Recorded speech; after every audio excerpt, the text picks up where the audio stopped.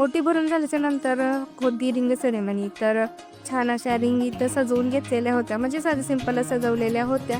त्यानंतर ते एकमेकांना रिंग घालायच्या होत्या. तर आधी नवरी मुलीनं घातले, मग त्यानंतर नवरा मुलानं.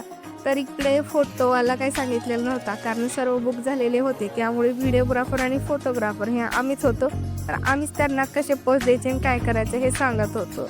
त्यानंतर केक कटिंग करायचा होता. तर केक पण साधासा सांगितलेला होता, ते पण येते वेळेस घेऊन आलेला होता.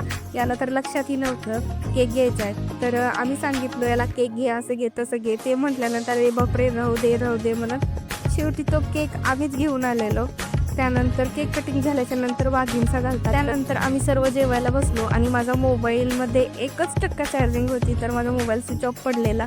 त्यानंतर घरी आल्यानंतरच हा व्हिडिओ बनवलेला. तर व्हिडिओ कसा वाटला कमेंटमध्ये नक्की सांगा आणि चॅनलला लाईक शेअर सबस्क्राईब करायला विसरू नका. चला भेटूया तोपर्यंत.